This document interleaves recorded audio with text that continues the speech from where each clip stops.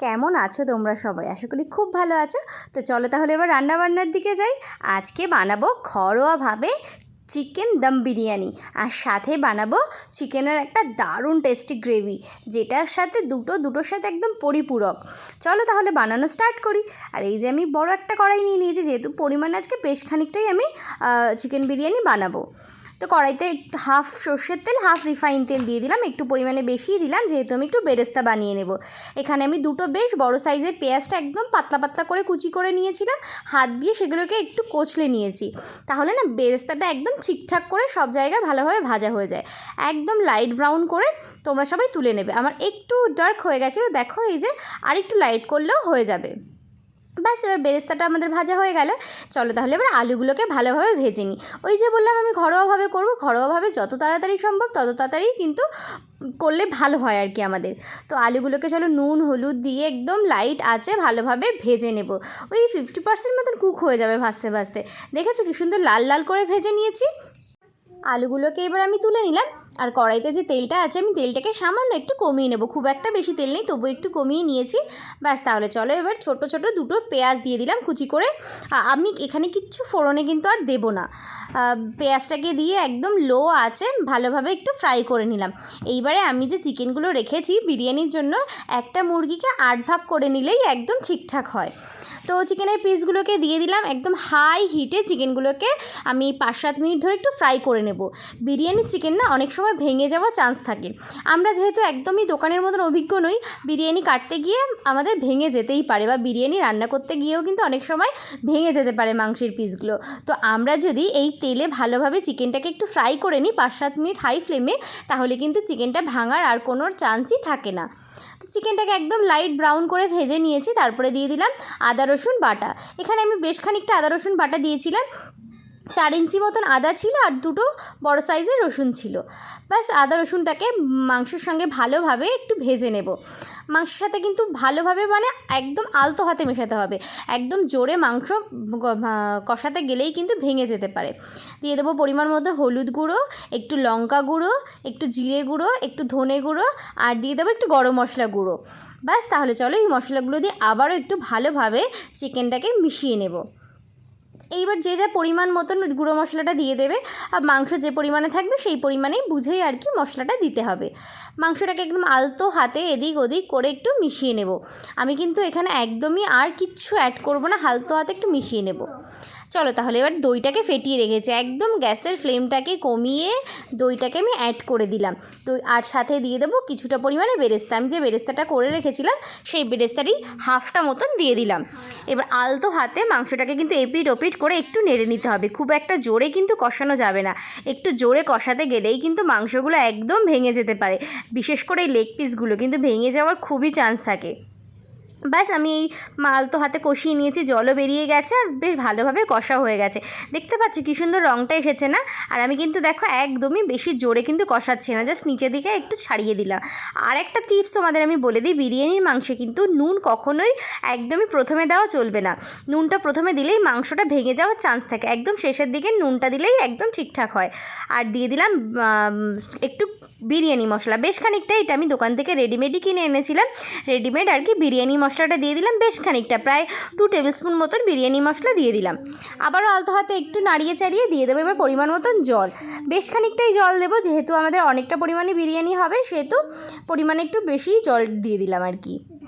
আর তোমরা চাইলে এই অবস্থায় যদি আলুটা বেশি ভালো করে না ভেজে থাকো, তাহলে কিন্তু এই অবস্থায় আলুটা দিয়ে দিতে পারো, কিন্তু আমি যেহেতু আলু একদম আবার কুক হয়ে গেছে, তো সেহেতু আমি আলুটা এখানে দেবো না। মাংসটাকে ভালোভাবে ফুটিয়ে দেখো রান্না করে নিয়েছি, কী সুন্দর রং বেরিয়েছে, ওপরে বেশ তেলটাও বেরিয়ে গেছে। খুব একটা বেশি মাংসকে একদম 100% কুক করার কিন্তু কোনো দরকার নেই, 70% কুক করলেই এনাফ। আর একটা কথাও তোমাদের বলে দিই, ভাত করার সময় বিরিয়ানির, তখন কিন্তু অবশ্যই বিরিয়ানির চালে বেশি করে নুন আর একটা পাতিলেবু কেটে দিয়ে দেবে, তাহলে ভাতগুলো একদম ঝরঝরে হয়ে যাবে আর খুব সুন্দর সাদা ধবধবে হবে, দেখতে খুব ভালো লাগে।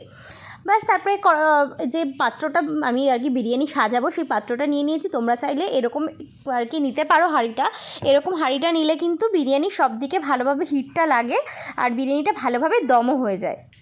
চাইলে তোমরা পেতলের হাঁড়িও নিতে পারো, একটু মোটা গেজের নেওয়ার চেষ্টা করবে।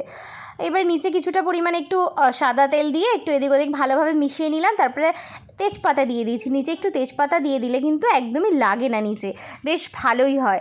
ব্যাস তারপরে দিয়ে দিলাম আলুগুলো, সাথে চিকেনগুলো দিয়ে দিলাম আর সামান্য ঝোল দিয়ে দিলাম, সামান্য না বেশ খানিকটাই ঝোল দিয়ে দিলাম। এখানে আমি একটাই লেয়ার করব, খুব একটা বেশি আমি লেয়ার করব না। বাস দিয়ে দিলাম। আর আমি কিন্তু এখানে সবটা চিকেন কিন্তু দিইনি, কিছুটা পরিমাণে চিকেন দিয়েছি আর কিছুটা পরিমাণে চিকেন আমি তুলে রেখেছি। তারপরে দিয়ে দিলাম চিকেনের ওপর থেকে একটু টক দই আর দিয়ে দিলাম কিছুটা পরিমাণে বেরেস্তাটা দিয়ে এদিক ওদিক ভালোভাবে দিয়ে দিলাম। তারপরে দিয়ে দেবো বেশ খানিকটা জাল দিয়ে রাখা দুধ, হাফ কাপ মতন দুধ দিয়ে দিলাম। তারপরে ভাতগুলো দিয়ে দেবো, যে রাইসটা আমি করে রেখেছিলাম সেই রাইসটা দিয়ে দিলাম। ওপর থেকে আবারও দিয়ে দেবো বেশ খানিকটা দুধ, প্রায় 1 কাপ মতন, আর দিয়ে দেবো কেশর আর কেওড়া জল, গোলাপ জল সব মিশিয়ে আমি ভিজিয়ে রেখেছিলাম সেই জলটা আর কি দিয়ে দিলাম। একটু সামান্য মিঠা আতরও দিয়ে দিয়েছিলাম। আর দিয়ে দেবো ওপর থেকে কিছুটা পরিমাণে বিরিয়ানি মশলাটা অপশনাল, তোমরা চাইলে নাও দিতে পারো, কোনো ব্যাপার না, কিন্তু দিলে না বেশ ভালোই লাগে খেতে। বেশ খানিকটা বিরিয়ানি মশলা দিয়ে দিলাম। আর দিয়ে দেবো ঘিটা পরিমাণ মতন, কিন্তু ঘিটা একটু বেশি দিলে ভালোই লাগে খেতে, একটু অয়েলি একটু জুসি ভাবটা আসে। আর এটা কিন্তু একটা মেন জিনিস, সেটা হচ্ছে ওপর থেকে একটু আমুল দুধ আর কি, পাউডার দুধ আর কি ছড়িয়ে দেওয়া। এই পাউডার দুধ ওপর থেকে ছড়িয়ে দিলে স্বাদটা অনেক বেশি ভালো হয়। তারপরে দিয়ে দেবো বেশ খানিকটা ঘিটা তোমাদের পরিমাণ মতন, ঘিটা একটু গলিয়ে নিলেই ভালো হতো। আমার যেহেতু একদমই জমাট বাঁধা ছিল সেহেতু আমি একদম জমাট বাঁধা ঘিটাই দিয়ে দিলাম। ব্যাস তারপরে আমি কিন্তু একদম আটা টাটা দিয়ে কিচ্ছু দিয়ে দম দেবো না, ঘরোয়াভাবে একদম উল্টোভাবে ঢাকনাটা দিয়ে তার উপর একটা নোড়া দিয়ে চাপা দিয়ে দিলাম। আর যে এক্সট্রা চিকেনটা আমি রেখে দিয়েছিলাম লেগ পিসগুলো দিলে যেহেতু ভেঙে যাওয়ার চান্স থাকে, সেহেতু আমি লেগ পিসগুলো দিইনি। লেগ পিসগুলো আমি রেখে দিয়েছিলাম। ব্যাস তার মধ্যে দিয়ে দিলাম সামান্য একটু টক দই দিয়ে আবারও একটু ফোটাতে বসিয়ে দেবো। চলো এবার এখানে ফোটাতে শুরু করি। এইটা কিন্তু একদম ঘরোয়া চিকেন চাপের মতন খেতে হয়েছিল, তোমরা একদিন একটু ট্রাই করে দেখো, ভালো লাগবে। তারপরে দিয়ে দেবো কিছুটা পরিমাণে কাজু কিশমিশ বাটা, এখানে 7-8 কোয়া মতন কাজু ছিল আর ছিল 7-8টা মতন কিশমিশ, ওটাকে একদম স্মুথ একটা পেস্ট করে নিয়েছিলাম। তারপরে দিয়ে দিলাম চিকেন চাপের মধ্যে আর কি, দিয়ে কি সুন্দর রঙটা এসেছে দেখেছো।